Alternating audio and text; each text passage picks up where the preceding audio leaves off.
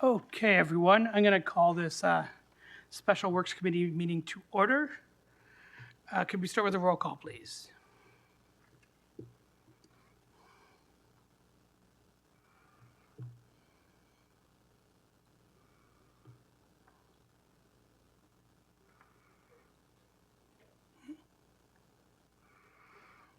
Okay, so we have a couple people absent. Are there any disclosures of interest? Seeing and hearing none.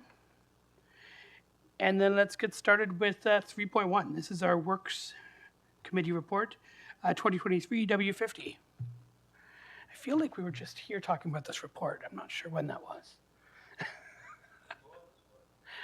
What's that? I think we didn't vote on this.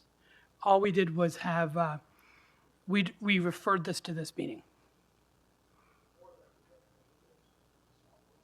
I don't believe it was. Oh, we don't want to do that. Your mic's not on, so you're already breaking the rule. Sorry. No, it's all right. Okay, so this report, can we get a mover and seconder just so we can get it on the floor? Okay, moved by Vice Chair, seconded by Chair Henry. All right, all in favor? Oh, so to get it on the floor, so I didn't want to do that.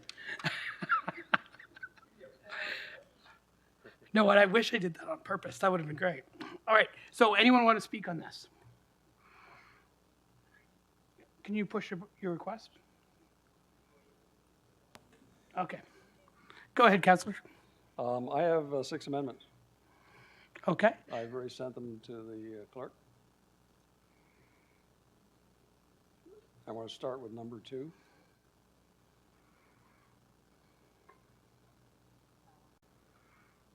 We hit on the screen for a moment. No problem. Okay, so you want to start with item B?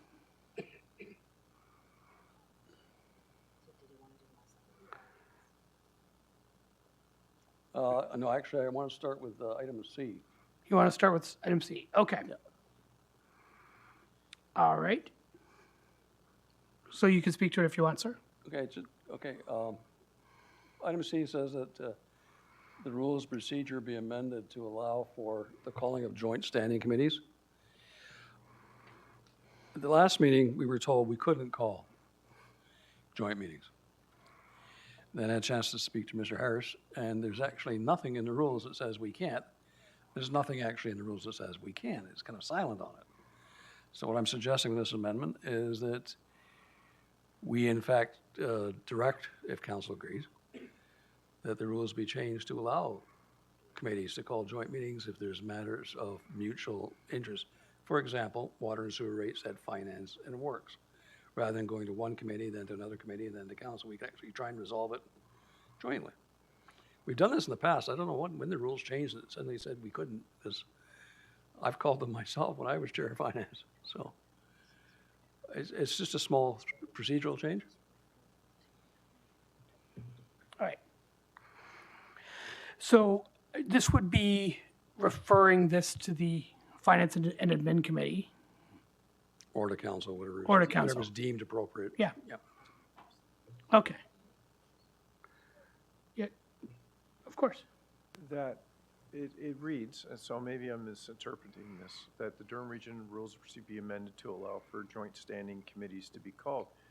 So if we read it that way, that means a joint meeting would mean half of council. So if half of council is interested in something, then shouldn't it go to committee of the whole so all of council can be involved and speak to it? Then why have standing committees? Well, we have standing committees that move to information to committee of the whole or to council. And I appreciate that, Mr. Chair. Problem we have right now is we have 2 standing committees, each doing half of the process. Our role at Works is to recommend the business plan. Finance Administration's role is to recommend to council how to pay for it. If we amend the business plan, that impacts what finance has to find money for, whether we increase it or decrease it. All I'm suggesting is rather than having two separate parallel processes, would it not make sense on something like this, that the two committees that are going to make a recommendation to council anyway, which is half of council, whether it's separate or combined, do it together. So maybe we can find a compromise if there's a dispute. There may not be. This may be a very simple process. But right now, we have no mechanism to resolve differences. We simply have to recommend, one committee has to recommend, the other committee has to recommend. My fear as a member of the Works Committee is that if we recommend this business plan, and then finance decides they're not going to fund it, where does that leave us? Because they can't overrule our business plan, because that's our submission. They don't have a veto over our submission. They have a veto over the financing. So maybe the clerk can offer some thoughts. Okay. So, and, do you want to speak, Mr. Chair? Sorry. Well, I'm just going back to the history, and it was before I got to be chair, is that at that time, members of council were complaining about too many joint meetings. So we did move on to committee of the whole. I'm not sure of when exactly that happened. If I could ask the clerk. Thank you. Through you, Mr. Chair, just to refresh myself on this, because this is history that predates me as well. In 2016, we removed the existing standing committee and joint committee structure. You might recall that was when we moved to a committee of the whole system. In 2018, we changed back to a standing committee structure, but kept committee of the whole in recognition that there would be some items that might involve business that would be relevant to more than one committee. So the intent was that committee of the whole would replace joint committee meetings in our current structure.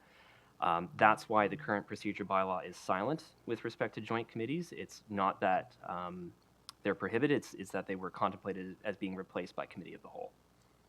So would it be fair then to say that rather than having the water and sewer budgets come to Works and then to Finance, it should go directly to committee of the whole? Is that what you're suggesting is the process? Through you, Mr. Chair, if we do receive direction to look at this, I think that's certainly an option that we can explore for future budget years.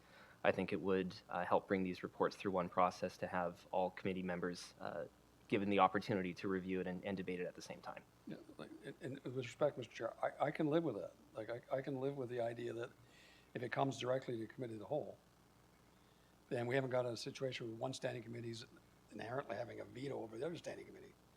If you simply don't bring it to committees and this item goes directly to committee of the whole and then to council, that's one solution. The other one was the joint committee. So, I mean, it's in the committee's hands how you want to deal with it. You know, if you want to go to committee of the whole, then amend my motion. So, oh, go ahead, Elaine. Thank you. Through you, Mr. Chair.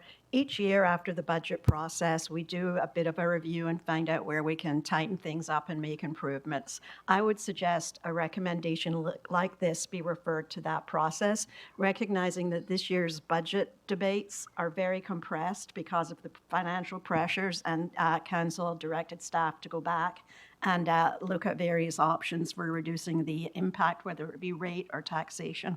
But I think it's perfectly fine to refer this back to staff for review as part of the annual process of reviewing the budget, how we manage the budget and looking for efficiencies. And when will we get that report back on options? I can't comment on that right now, Councillor. Our finance staff are probably close to jumping off the roof, but I would say by next fall, well in advance of next year's budget process. Okay. Okay, If somebody so- wants to make that referral, I can live with that. Okay, so why don't we go just on item C, and that we refer that back to staff. So moved by Councillor Nicholson, seconded by Councillor Marin Pietri. What's that? That works? Yeah, Okay. works for you. So, and we're on item C. Okay, all in favor? Okay, that's, just a second, I can't see the, I guess the same process. the people online. is on D. So have to change the wording a little bit to Okay, say, just 1 second. Okay, let's do all in favor one more time because I couldn't see the hands on our, all in favor? There we go. Okay, carried. on item D, I would suggest that the words that moving forward be presented for consideration and potential approval by no later than October 30th of the previous calendar year. I deleted the section where we're not doing joint anymore. Just so I can explain that, one of the big problems we're having these compressed meetings this month is we didn't get the report until the 6th of December.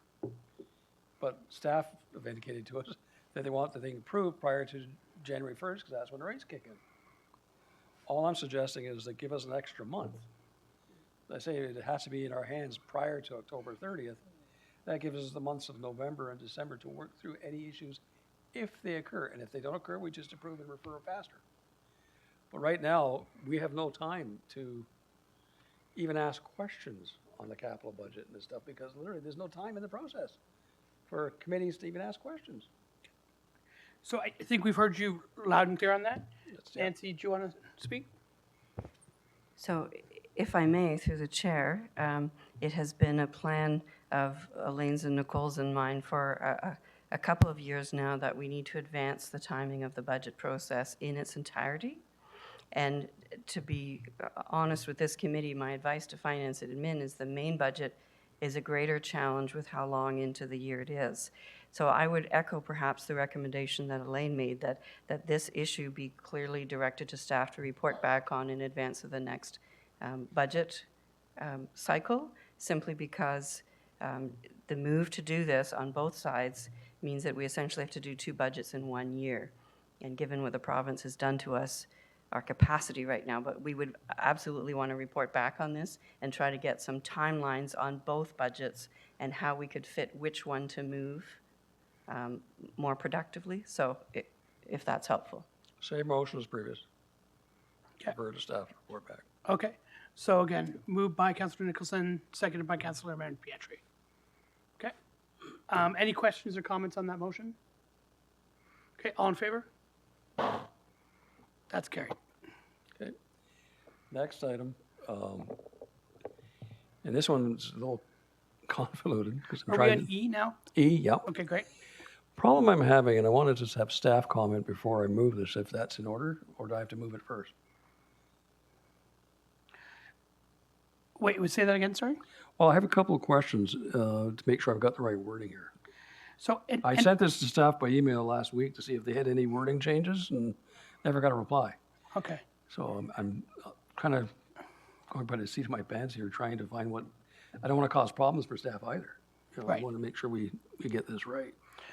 so I did send you an email, but you didn't catch it. But if you're looking for a friendly amendment on this, I would suggest you go growth, non-growth. That's fine. I can live with that. What my concern is twofold. First of all, obviously, at the last meeting, we talked about who pays for growth, who pays for non-growth. I, as a taxpayer and as a user rate, I have no problem paying for non-growth. That's just the cost of doing business and making sure our systems work. Where I think we got some of the problems is the same users that are paying for non-growth are now paying for growth as well. And I'm trying to understand, I spent a lot of time going through the past budgets. Let me give you my question that might help either Elaine or Nancy to respond. At the City of Oshawa, when we do our municipal budgets, we have a budget called the operational budget, which is basically the equivalent of non-growth. Everything is just normally what you have to do to make sure the municipality functions. And then, if we want to add more to the mix, we have a capital budget where we say we're going to fix these roads, we're going to fix these parks, we're going to do all this. Each year, when we do the rollover from one calendar year to the next, the operational of it is normally just as adjusted by the inflation rate to make sure that we keep up. And any new staff, if staff want to add any other staff members. The capital starts at 0 every year. So whatever we want to spend on capital, we can cut the cloth based on what we think we can afford. In the sewer and water, for example, last year, the joint rate that was passed, it involved both growth and non-growth. And we did all the work. We paid for all the work for the growth. It was in the work plan, the business plan, we did it. But that monies that was set for those expenditures stayed in the rate. And this year, when we come back and we want new growth expenditures, we're asking for another addition to that rate. And what I'm having trouble understanding is, if you've spent the money in the budget room, for want of a better word, in the rate to do the work last year, why do you need that plus a whole lot more in 2024? Because you're not having the same work again, because you've already paid for the one-offs work in '23. Maybe Ramesh can address where's this money going? So just through the chair, the set of growth projects we had in 2022 are different than what we are proposing, for 2023 is different than what we are proposing for 2024. So in some respect, for example, if you had a water supply plant in 2023 designed for expansion that had a certain user rate contribution, in 2024, you're going into the next phase where you're tendering it for construction, which again would have a DC component and a user rate component. So I'm not understanding the All right, concern with Let me give it to you duplication. this way. Last year, when you came to us, Yeah, and you said, I need this amount of money to handle both the non-growth, the operations and maintenance, I call it, yep, and to do all the projects that you wanted to do in 2023. yep, And you did all those, and you paid for them. Mm-hmm. Okay? When you come back in 2024 looking for a whole new set of projects, you haven't given us back the money we set aside for 23 for capital. You've kept that. It's in the rate. And now you want to increase the rate even further, not just for the projects for this year, but you're also keeping the money we gave you last year because you're keeping it in the rate. You haven't reduced the rate by the capital and starting at zero again. So you're getting a double dip. And if you do that for 5 years, you're getting five dips. Because you keep adding to the money that's set aside in the account for the growth. And even when you spend it, you get it again the next year. And when you spend that, you get it again the next year after that. It's all cumulative. It's not a one-off. And I guess the question I'm asking is, if you're only spending the capital or growth expenditures in this business plan for '24, why do you need the money we set aside for '23 as well? So, do you want to take this, or do you want to go to Nancy? Your call. It's confusing, that's all. yeah, I can try, I'm not honestly understanding the concern because we are not coming back for the same project for more money. Unless, there are some instances we do, but typically, you've gone into the next phase. So whatever was approved in 2023 for a growth project, it's either already tendered and spent or at least in the pipeline to be spent. And what we are coming in 2024 is for subsequent work. It may have the same title, but we have moved on from planning to design to construction. When you sent me the bill Yeah, as a user rate, you send me the bill, my payment on the bill, the user rate pays for both the non-growth costs in 2023 and the growth costs in '23. yeah, So you've already factored both those expenditures into the 2023 rate. Now, when you come back and you don't have to pay for the '23 growth because you paid for that already, that's gone. But you still want the money. And then you want me to give you more for 2024. And I guess I'm questioning here is if you've already paid for all the projects in 2023 and that cost is built into the overall rate, why do you need a further increase in 2024? It's like you're asking me to pay in 2023 for project Schedule 1, and in 2024, you want me to pay for 24 Schedule 1, but you want to have me at both rates. You want to have the increase in '23 and the increase in '24 staying in the rate. just take one more shot at it if I Yeah, can. maybe I'm No, if I misunderstanding it. may. Here, Correct? Nancy. you back up. So if I may, there's a couple of things that I hope will be helpful. Okay. So just with respect to what's capital and what's operating, we do disclose that. So on the link in the report, the very first pie chart that comes up, it tells you in this budget, for example, 351 million is for capital. So we do tell you that, and then there's lists and things that reconcile to that. With respect to your question, on our capital budget side, we budget based on creating a 10-year forecast. So we don't assume that we get money every year. Your comment was you start at zero. We do as well, but when we take a look at that forecast, every year, the required amount of rate support is incrementally higher than the previous year. So what gets added on to the next year's rate is that incrementally higher amount. We keep the base in and add incrementally higher. It would be different if our capital program was declining, then you would see the opposite occur. The other thing to keep in mind, and our ability to do this is very challenged, there's a certain amount of capital requirement for non-growth that's still capital that we could spend way more than what we rate for. So there is always a base amount that is absolutely required and I say should be much higher, but we squeeze everything we can out of that. So both of those dynamics are happening at the same time. The growth, the rate support to growth incrementally gets higher every year, particularly with Bill 23, and we've had a few chats on that. But also the support to capital for non-growth is required to be maintained for all of the new projects that flow through that process each year. And you're right, that was very helpful. What I guess I'm trying to understand, to make sure you can, I'll ask you this way, and if your answer is what I think it's going to be, then my concerns are resolved.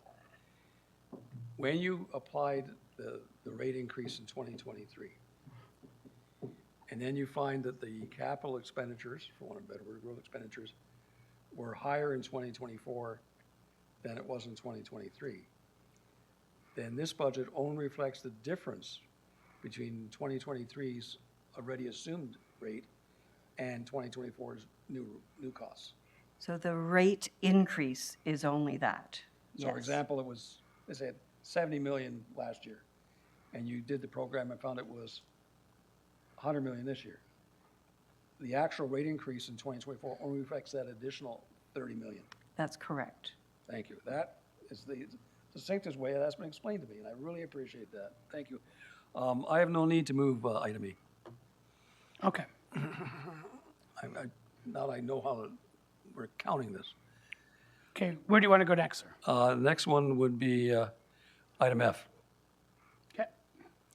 And just to explain that, I believe as we move forward, we're going to have to investigate new opportunities and new ways to pay for growth-rated water and sewer.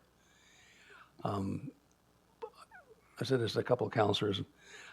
I was on council in the last round when we went through I call it tax them till they bleed scenario. And we had like 10%. This is like late 1990s.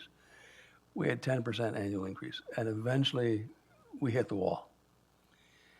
The user rates or taxpayers, whatever you call them, they basically went on a rampage and said, look, if you don't get these things down, we're going to replace the lot of you. And at that course, as I said the last meeting, I don't think it scares the politicians a ballot box. And next thing you know, we were into annual increases in capital programs of 0%. Tax rate, 0%. We're not talking 1 year. This was 5 years. That's what happens when you get the backlash. Backlashes occur when people think there's unfairness in the system. And what I'm hoping staff would do with this F is simply look at how we pay for water and sewer rates. Are there opportunities to do front-end loading? Are there opportunities to look at other financial models or options? It's clear from my perspective that the regular user rate, with all due respect to everyone, it's tapped out.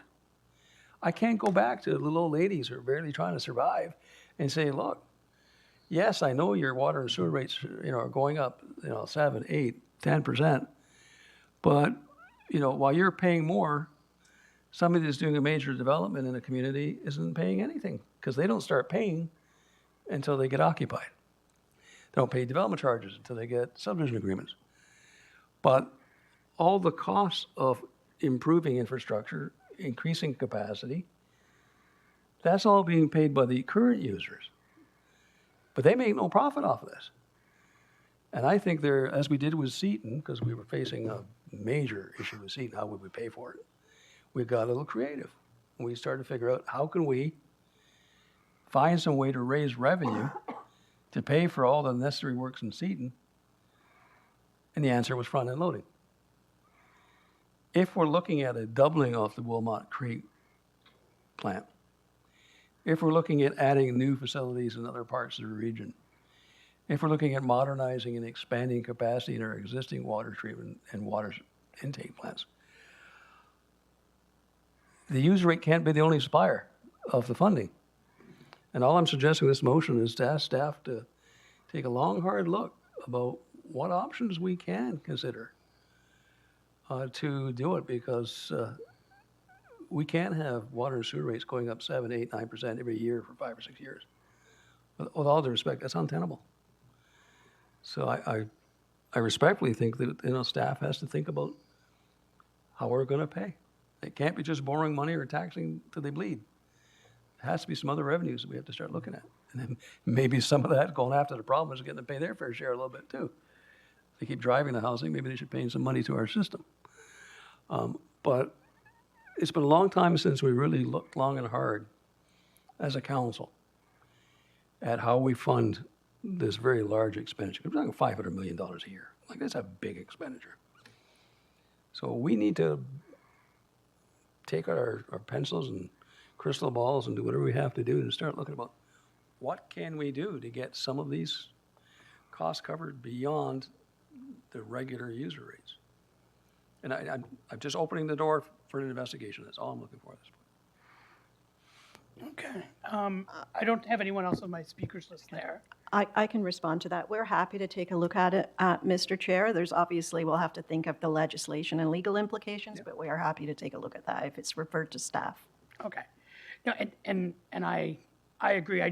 We also need to keep in mind that, you know, a large percentage of my residents, you know, including myself, are on well and septic and have to pay their own way. So we just need to make sure that when we're looking at options, we're not going into regular tax revenue and increasing that to deal with this. So just to be really clear, we do have the Vice Chair wants to speak on this as well. Go ahead, sir. Yeah, Mr. Chair, good afternoon. I'd have to say of the items that we're just discussing, I wouldn't say debating, but discussing today, F is probably the more important item. And I think that in being able to discuss with Councillor Nicholson what the potential was for, you know, the list of items and how we could go about it. F for me, and I think G, when you consider through you, Mr. Chair, to the chair of the region, who's not only agreed but also verbalized on many occasions that we need G to be activated as well for different reasons. I just wanted to make sure that, you know, aside from the rate increase, which I think some around the table and anyone maybe looking in that has the money and can't afford it would think it's maybe benign or nominal. It's not. Because if you add it to what the increase is for school boards and what the increase would be for property taxes within a city and your municipality and the region as a whole, these things start to take on a life of their own, and there's very little to be able to peel them back. In fact, as Councillor Nicholson indicated, they continue to grow. So we have a responsibility under F in tough times, which I anticipate them being in the next number of years, for us to take a look at doing things differently. And I think we can find ourselves in a position of either having investigated it and saying that maybe legislatively we can't, or maybe we set a blueprint up that other municipalities are willing to also follow. But I think the long and the short of it is, I know that we've got great advocacy through our staff and our chair, as well as council members that sit on different larger boards that take this to federal and provincial levels. But we're going to have to start making calls like this on our own and making it very clear that it's not just a conversation, it's a position of council. And whether it's been legislated or not, we have to do things differently. And we're calling on the province and the federal governments to do things that would cause us to have the ability to relieve users or taxpayers. And it's not rhetoric. It's not a question of just, hoping that the optics look good on us. I think if you ask yourself, the average person that, can't afford some of these user fees or taxes are already there. They've been there for a long time. But now you're getting people that can. And they're looking at this and saying, you're 2023. You got to find a way to do things a little better. And I think it's important that, the region be a leader in trying to find a way to pay for growth in a different way. And that's where I stand with that. I know that we'll discuss G. I'd like to discuss G a little further because that is more the advocacy that I like to perform. It's almost self-explanatory, but with F, I fundamentally believe we have to do things, differently, and I hope that we can arrive at that because I know our staff have a good handle on what can legislatively be done versus what can strategically be done and what is going to position us effectively. Councillor Nicholson was clear, and I think I've worked with developers long enough to understand that priority and their ability to pay to play may come into this, and if they would like to prioritize the housing note that they want built, or if the province wants certain amounts of density to be targeted and undertaken, then they're going to have to come to the table with funding. We're seeing conversations that are migrating into legislation today in Quebec where some really impossible things were thought that are probably going to be legislated now because whether you're single tier or two tier, municipalities can't handle it off the backs of property taxpayers any longer. Okay, next is the chair. I'll give you a motion to refer to staff. Well, the motion is a direction anyway, so it actually is a bit of a referral, but you're not simply directing staff to investigate. What are we referring? Wait, I can understand, like, staff said they can do it. All we're doing is directing staff to investigate. Yep. And if they agree and we agree, why need to refer anything? Oh, Simply pass it. so you think we should just leave it as, Well, I wrote it as a direction, so it's in essence, the direction is a form of referral anyway. okay. And I have some numbers in front of me here, and we talked a little bit before the meeting. I just, for people in this committee to kind of see it. Some of you guys know I do a little bit of rental work, and my property in Uxbridge, per unit, 2-bedroom unit, is $20 a month. Again, and the landlord pays the entire water bill, so I'm not trying to conserve, I'm sure. But it's $20 per unit per month there. I have very similar size units in another municipality, and it's $182 per month per unit of basically the same size units. And again, I pay all the bills there too. So just know that because of the professionalism of our staff, and because we think long-term, we're very well managed from a wastewater perspective, that keeps costs down long-term, because when you don't invest, you have to play catch-up with your capital programs, and things get out of hand really quickly. So that's just the lens I want you guys to think about there, because that affects the bottom line in a huge way, those bills. All right. So we do have a motion on the floor. Oh, we don't? Okay. No, we're just taking that as direction. Okay. What, Brian, next? Should we not vote for the direction? Okay, so moved by Brian, seconded by Tito, or seconded by the chair? Tito. Okay. All in favor? Okay, that's carried. The next item, Mr. Chair, would be item G. I think what I tried to do was word what I think a lot of us said, including the chair, in a number of meetings, including our last one, that it's time that we start telling the users who's driving their bills.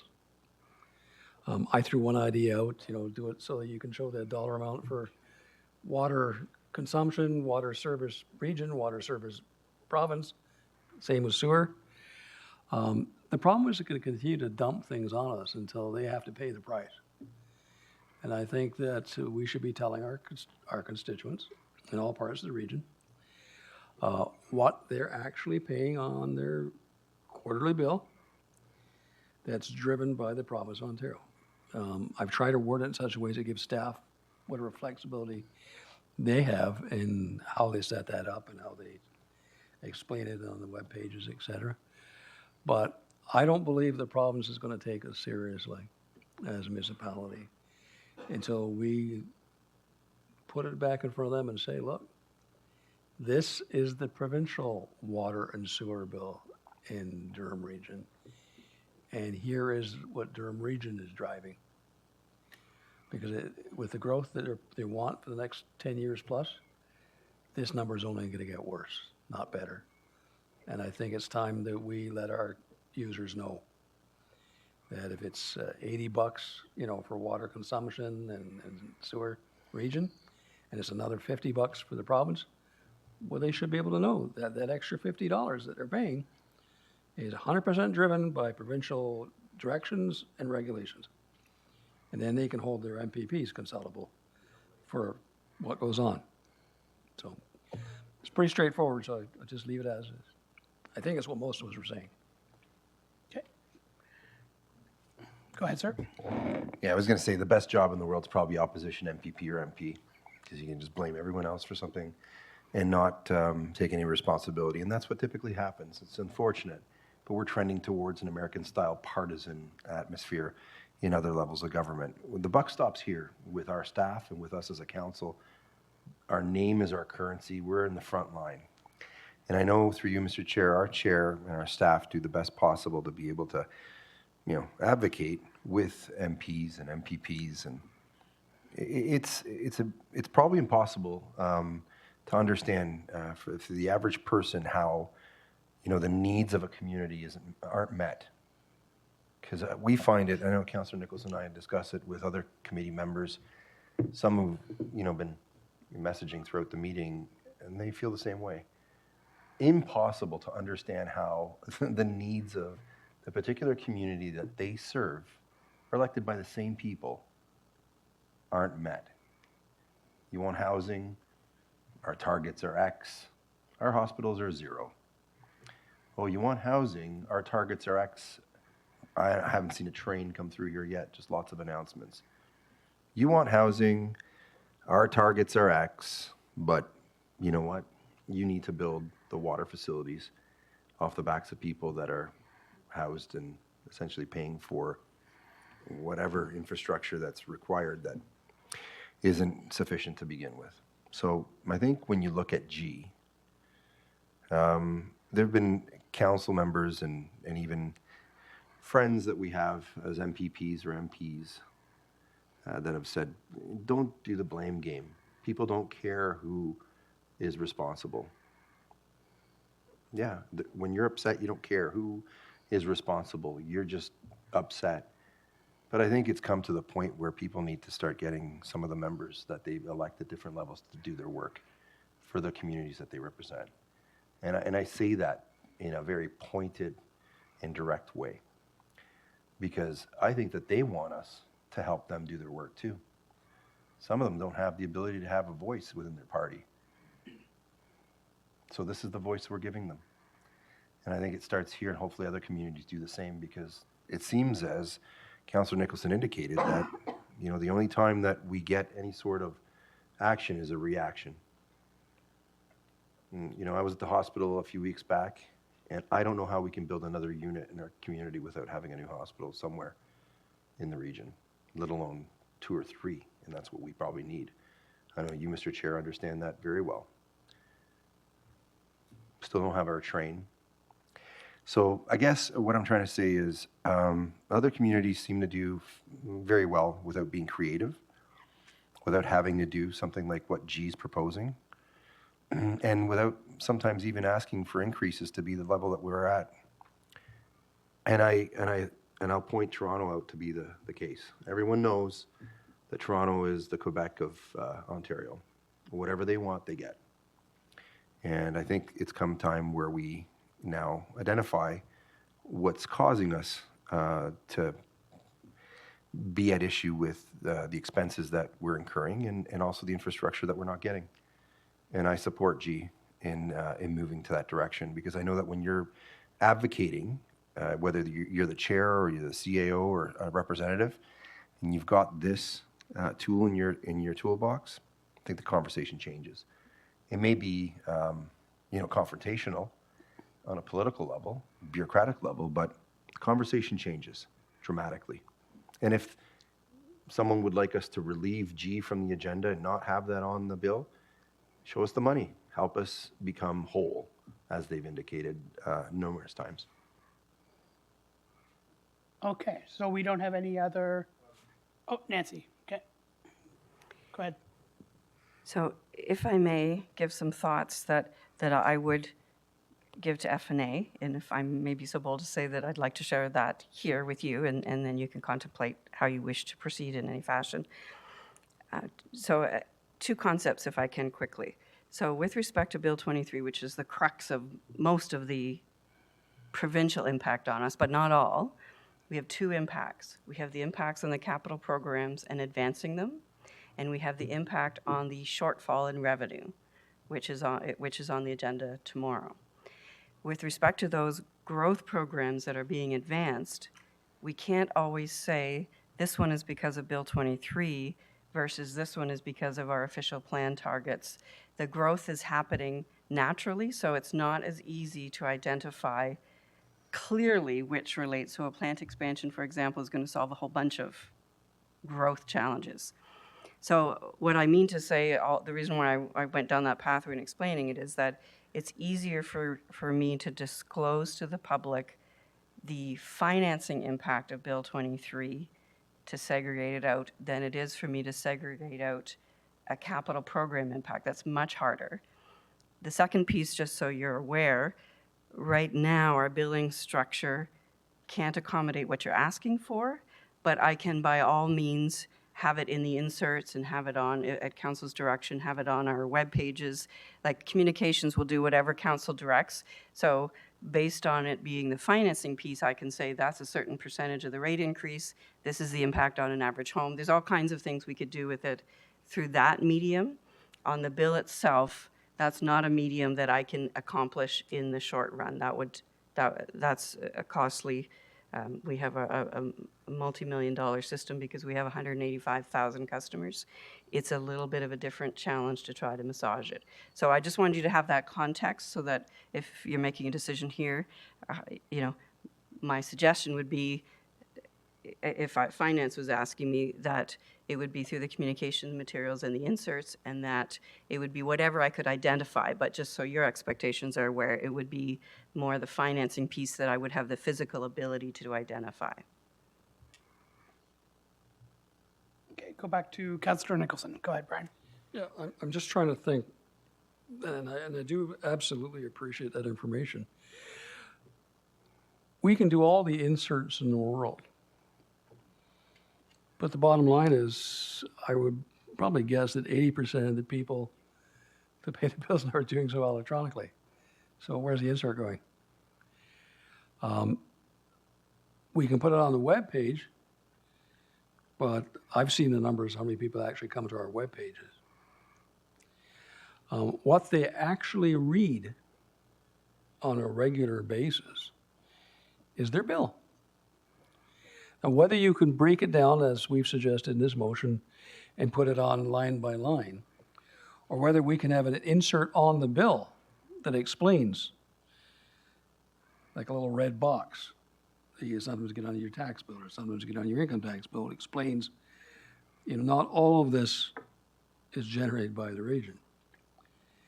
I'm willing to give staff with this motion, I try to word it so it gives staff all the flexibility in the world, in any manner they think is important, because the important thing is to get the message out. I did not want to word it in such a way that it's this way or the highway. Like it's, if you can't do it line by line, then I like to see a big red box on the region's water bill that says, X number of dollars, millions of dollars are being generated by the province's policies, and put that as something that's very easy to understand and jumps out at you when you actually look at your water bill. So is that something we could do? So if I may, a middle ground perhaps through the chair, we've been moving electronic for our water bills for some time. We are now up to 30,000 customers, I think, on our electronic. Yes. So while I may not break it down on the line, we could certainly have it come up because they go online to check their bills and usage. It could come up as a header notice. So they could still see that, and then they would see their bill. So if that's just as a point of interest, that might, and then as that escalates year after year, certainly, we reach people electronically way greater as the years go by. Well, and yes, that would meet my intent. If you're going to do a header on electronic bills and an insert on paper bills, basically the same thing, I think that's a good first step in the process. Hopefully we'll get the province's attention. If not, we may have to look at other more intrusive responses. But at this point, I think we need to get the word out that this is not the big bad region just reaching into your pocket again. Okay, so let's go to our chair first. So I'd like to refer the back to staff to get some options. And if the referral to staff passes, then I'd like to speak to a missing point here. But the referral will have to carry before I can speak to it. Oh, sorry. Yeah, through you, Mr. Chair, to the chair. I just, one of the thoughts that I had, I'm not sure if it's a friendly or if it needs to be added to the referral, but to have a consultation with AMO and FCM, because a part of this is province and the other part is the federal government. I think there was discussion about what the carbon tax would cost us. I think it's probably more, not just prudent, but powerful for us to have this item be discussed at AMO and FCM, because you could have multiple municipalities that say, I think maybe that's a good idea. And that's where the pressure point comes into play. Well, we have members on AMO, and we have our treasurers involved in a provincial group as well.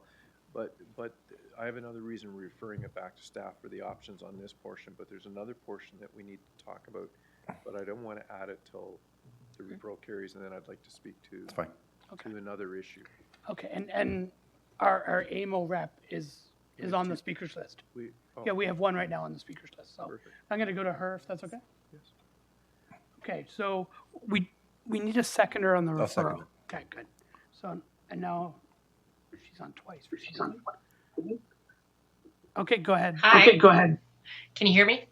Yeah, could you want to turn the volume down on your speaker? I can try. How's that? Is that Okay, better? go for it. I think I might be echoing. Oh, no, it's good. Go. Okay. Just my thoughts on adding this into the bills as a line item. Is it possible to add this as a link to something on our website that gives a better description of the impacts of Bill 23 and the contact information for our local MPPs and relevant ministries? So if I may, through the chair, I will start, but I think our CEO may wish to add. The limitations I have with the actual bill itself is the structure and format of the bill and how it prints. I don't have any limitations on what we would put on our website and what the headers would be as people are drilling their way to their budget, that sort of thing. But again, I think I'll refer to our CAO for the big picture comments of what would be included. Thank you, through you, Mr. Chair. I agree with Nancy. We can certainly look at options in that way, but the one thing I will caution is the more we're layering onto this, accuracy is going to be king, and if we make a mistake, it will come back to bite us.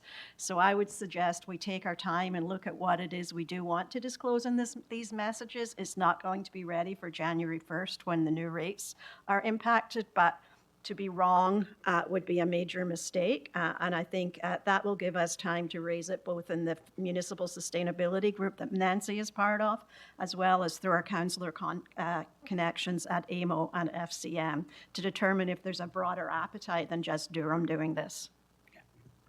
Sounds good. We'll go to Vice Chair for a second. No, I appreciate that to the CAO, and that's why I think consultation is important. Not just to be, suggested of AMO and FCM, but I think that a broad consultation at that level will come up with whether it's accuracy or appropriate intent, and that I think translates. But let's not make any mistake here. The special meeting and this discussion that I think maybe even some of us were criticized for. I know that those who voted in favor of making sure that this discussion continued is going to be beneficial to the users and to property taxpayers as a whole, because I know it's different than property taxes, but this informs the discussion that we're going to have moving into the budget, in that we're not going to be in the position to accept status quo. Things are different. We're being treated differently, not just because of the economy, but the legislation is a reality.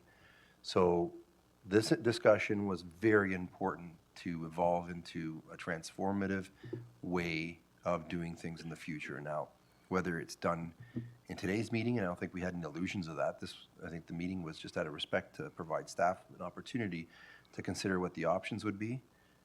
Comprehensively, we haven't had that, presented to us because it takes time, but it also takes consultation with other levels of advocacy groups, and AMO and FCM, I think in particular, I find, and I know you do as well, Mr. Chair, and Chair Henry, and anyone that's participated with them or been involved, find it to be important because they do carry a lot of weight when it comes to being able to affect policy. So for the average person, they may not know, at times what they do, but we were able to activate funding for through the gas tax in the early 2000s and have benefited local communities as a result. Maybe we'll get something along those lines to benefit the growth that we're incurring.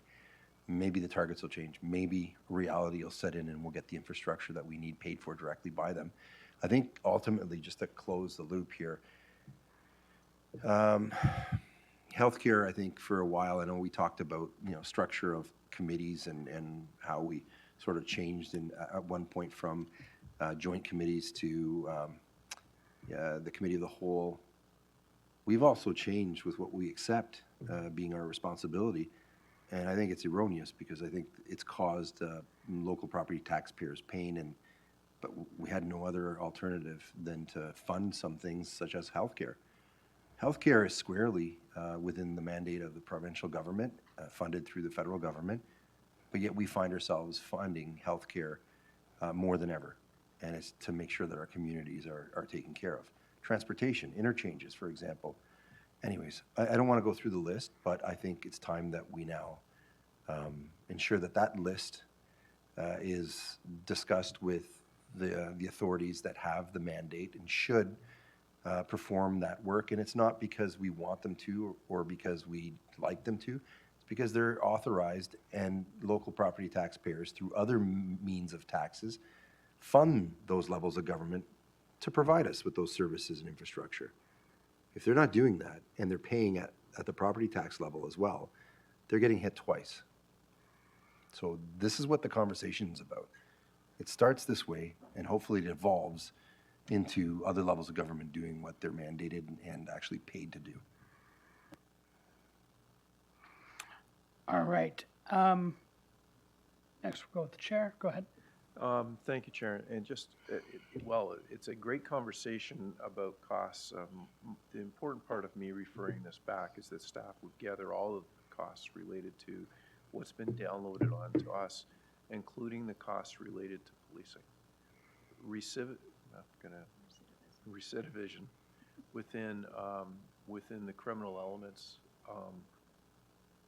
is a huge part of our increases in our police budget. So while this is one aspect, I'd like all of the pieces of the puzzle to go back to staff, not just this one, so that we can address all of them and make sure that the voice that we have as a region gets to our AMO partners or FCM partners our mayors and chairs, the big city mayors group, our rural mayors group, because decisions being made outside of our world are what costing our ratepayers. So, great conversation. I think we're all on the same path, but it's a lot of work that needs to go back to staff and in the midst of a budget. But I think we'll get there. Okay, we've got Brian still on the speakers list. Oh, just a second. Or- There you go. First of all, I support the referral. I think it's a good step. I understand you can't do this for January 1st, but I think we all need to keep in mind that the provincial budget is due to pass before April 30th. So that's our window. If we're going to have any impact on the provincial budget, provincial funding for any of this, we're going to have to push the pressure points within that time frame.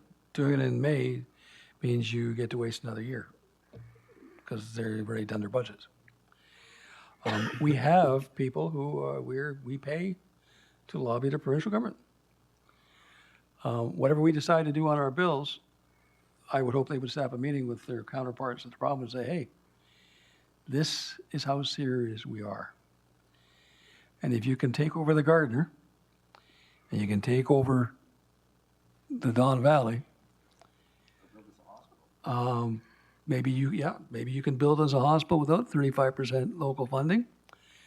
Or maybe you can put an equivalent amount of money that you're putting into Toronto on a per capita basis and fund our sewer water growth. So you can deliver your housing. Province is very good at having the announcement press release and the taking credit press release. It's just that part in the middle where we actually have to pay the bills. They have a real problem. And I think we've got to turn the screws a little bit. Got to let them know that municipalities are facing a horrible situation financially. And it's not a matter, as I said at the last meeting, of us simply throwing a tantrum, whining and crying, and then business as usual. We've gone past the angry stage. Now we're in the crisis stage. And they have to understand just how big a crisis this is. Not just to this municipality, but as the chair said, to all the big city mayors, all the regional and tiers. Everybody's got to be on the same page, because this problem is not a Durham problem. It's not a GTA problem. It's a province of Ontario problem. And the province of Ontario is the one that's responsible for it. So we need to, as I said, turn the screws a little bit and just keep in mind that their budget passes before the April 30th deadline. Let's not send our letters in after that. Let's get there ahead of them now. Now that means February, March, that'd be great to give them some time, but I'll leave it in staff's good hands to think about how best we press those buttons. Thank you. Okay. All right, we have a motion on the floor. All in favor? Okay, that's carried. All right, now we're on B, Brian? The chair said he had H. Does he want to do H before B? B is kind of the last thing, which is the rate. Does he have? No, but you had one that you wanted to add later. I'd be happy to defer. It was my comments that I wanted to, Oh, okay. related to the costs, that the police incurred through the judicial system and what's going on. So it's to put it all together as a big, neat package with a bow on it, so we make Okay, sure. no, I thought you had another motion, so I didn't. No. Yeah, well, I'll be happy to move B. I held that to the end because it's really the simplest one. It's a judgment call. We know what we currently have before us is a 7.4, I think, rate increase. Sincerely, in my belief, that's too high. And when you couple that with potentially, and every week I hear a different number, but potential 8, 9, maybe more percentage tax hike. you're going to trigger the backlash. And someone who's still got the scars from that process in 1997, I'm telling you, you don't want to be there. In a perfect world, maybe we'd go with this increase, but even if we get it down to between 4 and 5%, yeah, it does take some of our reserve money, but this is money we'd set aside for 2028 or 2033. The crisis is this year, 2024. And if we simply keep raising rates, then the problem is going to say, well, you don't have to respond because you passed it anyway. I think we need to send a clear message to the province that it's not business as usual, that we can go past 4 or 5%. Last year, we projected 5%. Now we're looking at 7.4. My personal belief is I'd like to be under 4, but I'm willing to be flexible. I understand the difficulties our staff have, so I'm willing to carve a little bit on the 4. Not willing to go above 5. I think we need seriously to start getting the annualized impact of these user rates down a little bit for this year. Because quite honestly, and I'll be very open about this is battle 1 in the process. Battle 2 is yet to come. It's called the record budget.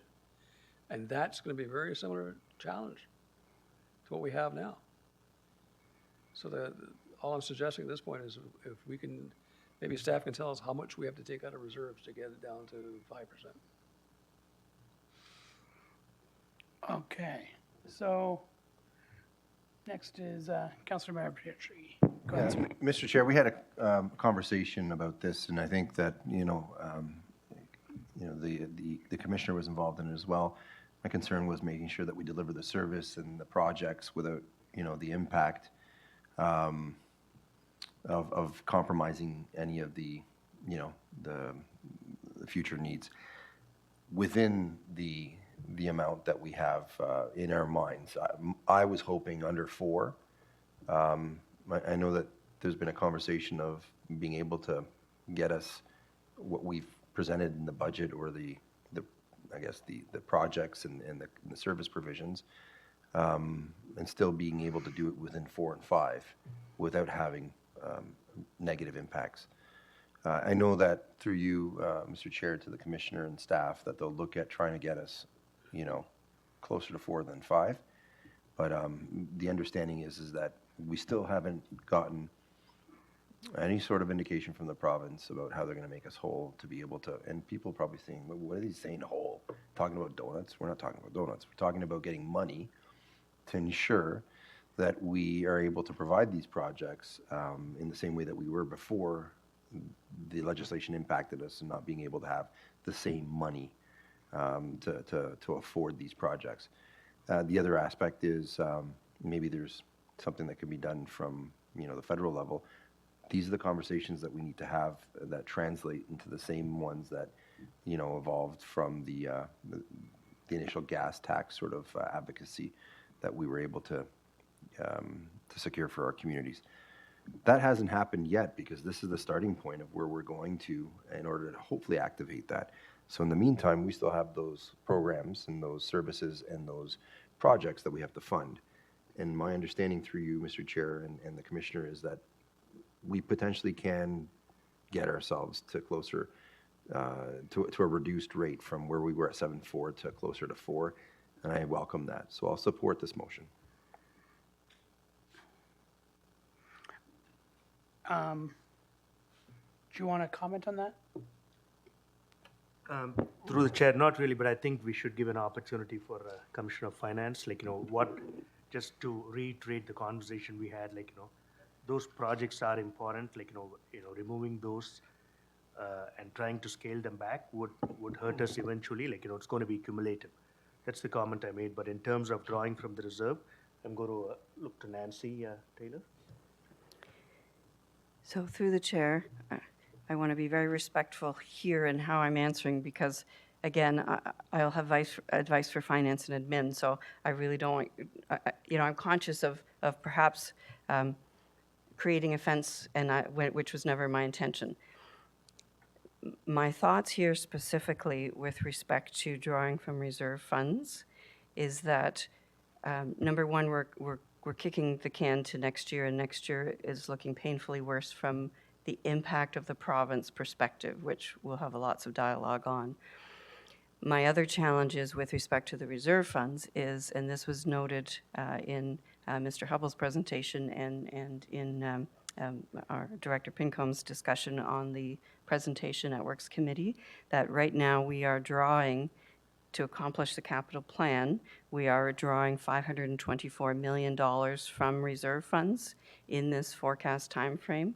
And if you recall, Mr. Hubbell mentioned that it's front-end loaded in the sense that there's a lot in these first 5 years. I'm truly listening to your concerns with respect to the ultimate rate, and I have some things certainly to chat with Finance and Admin with tomorrow on some strategies to get there. But I'm respectful of what this committee would like to recommend to Finance and Admin, and if you want me to elaborate on what I'd suggest to Finance and Admin, I'm open to that, but I, as I say, I'm very respectful of not doing anything that this committee wouldn't be appreciative of. Okay, so next we've got Chair Henry. It's really just a procedural question to the clerk. We don't set rates, we simply recommend to finance, correct? So just as a friendly, in the wording, and I would just say that the Works Committee recommends that additional monies from the water and sewer rate, and and just put that in the front because we can't direct the 4.5, or the 4 or the 5. We can only recommend the budget forward to finance. Mr. Chair, just if you look at the first line, or the second line, I guess, it says that we recommend to the Finance and Admin. So sort of everything below that sort of fits into that recommendation. That's how it was drafted. Okay, I'm reading it a different way, so whatever works, but there again, committee can only recommend to finance, right? Yeah. Okay, so then we go to Councillor Pietri. Yeah, I don't want to belabor the point, but I understand, the being respectful for the conversation's sake and so on. But I want to make it clear, I read the motion, this aspect, the same way that the chair read it. But I'm fine with it being more of a directive and being definitive than it is a recommendation. And I'll tell you why. If finance isn't willing to accept a reduced rate, I don't think the votes are there to be able to have a 7.4. So you have to choose whether or not you want to go into reserves, which the average person will be shocked to know how much we have in reserves, considering how much they're being asked to increase the rates by, or you can have the policy that we're trying to activate fail, and then you have a crisis. The whole conversation has revolved around trying to do things differently, buying us some time to be able to activate, whatever advocacy we need to, whatever tools we have, whatever support we need from other levels of government through different groups or different members of our council and staff, and also being realistic. Because to be honest with you, in conversations that I've had with other members of council, they're not okay with even 4%. I'm not. We're trying to be realistic and buy a compromise here. But I think, respectfully, I have to say about reserves, whether next year's worse or last year wasn't, and this year's not, whatever the conversation is, we have reserves, right? So if we're not willing to use them, then maybe there'd be a motion that comes forward, and I don't think you can do this legislatively, but not to have them. Because it gets to the point where people start asking, why is it that we have them? We're waiting for the next year, and then the next year, and the next year, and they keep growing. And I don't want to ask the question as to how much we have in reserves, because if I do, and the answer is given by finance, then the question is going to be, why are we even increasing these rates? So let's just be realistic. That's the other R I think I'd like to use as opposed to respectful, and understand that if it's not a realistic approach in how we deal with these user fee increases and the budget increases, then we're going to have a problem. We're not going to have the budget passed. We're not going to have the user fees passed. And if they are, it'll be a very split council And I don't know if that's the signal you want to send. I think we're trying to work in a very positive and constructive way. And I would like to see us be more realistic about what we should be doing as opposed to what we can. Okay. Back to Councillor Nicholson. Go ahead.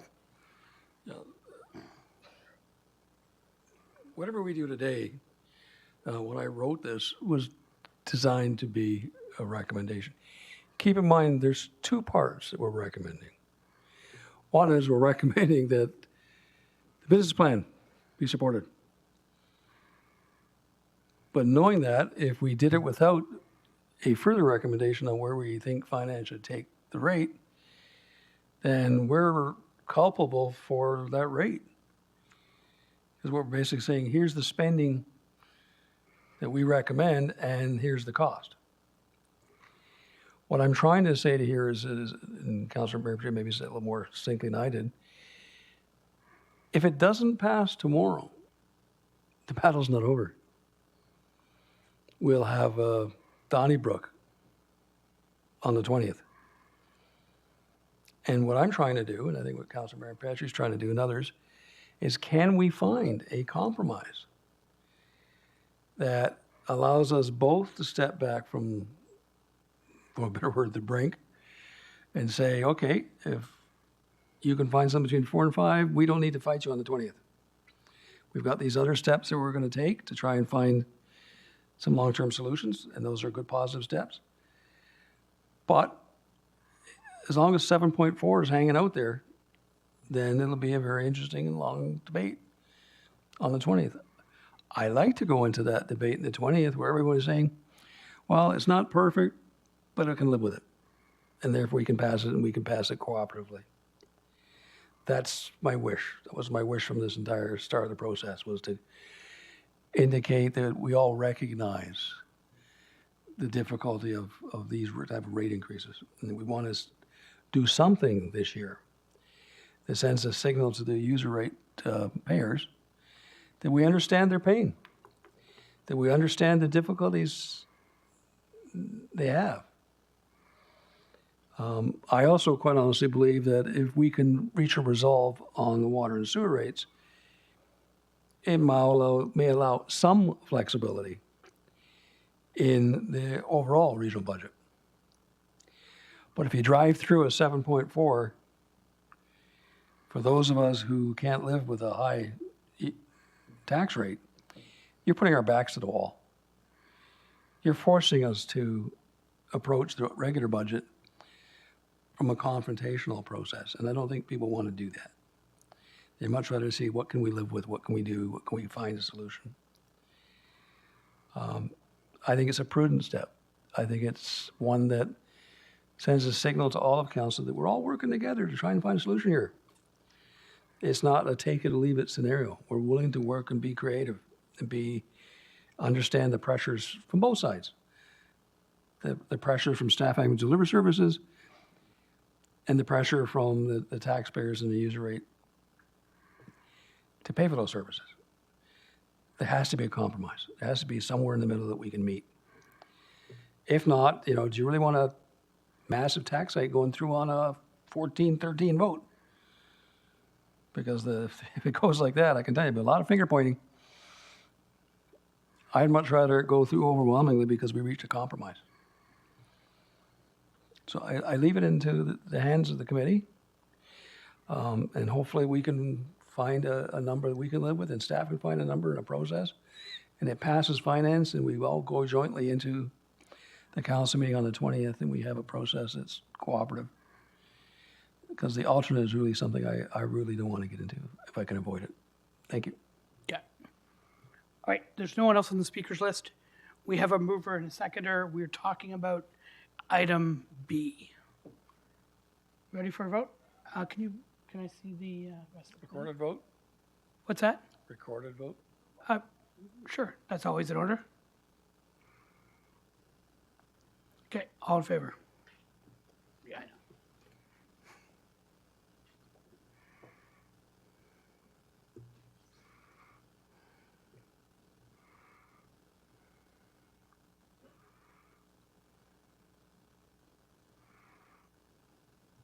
Okay, 6-1, that passes. All right. Now on the main motion, because we have an item A there as well. So it's basically the main motion as amended. Yeah, so main motion as amended. Ask for a recorded vote as well. Okay. Okay, I have no one else on the speakers list. All in favor? And it's recorded vote.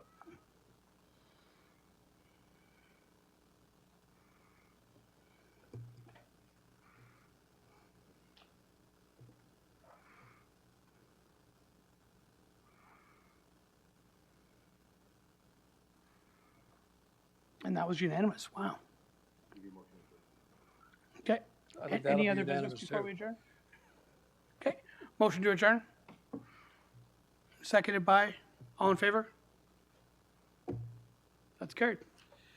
Mr. Thanks, Chairman, before we go, can I just thank staff and yourself for herding the cats over the last 2 meetings? I know we're all trying to find solutions, and I just wanted to go on record and say, as much as we've had long debates on this, I think we're all heading in the right direction, we're heading in the same direction. We're just arguing which path we're taking. So I just wanted to thank yourself and staff for the help they've done. Thank you. Hey, thank you very much. That means a lot to staff and to me. Thank you.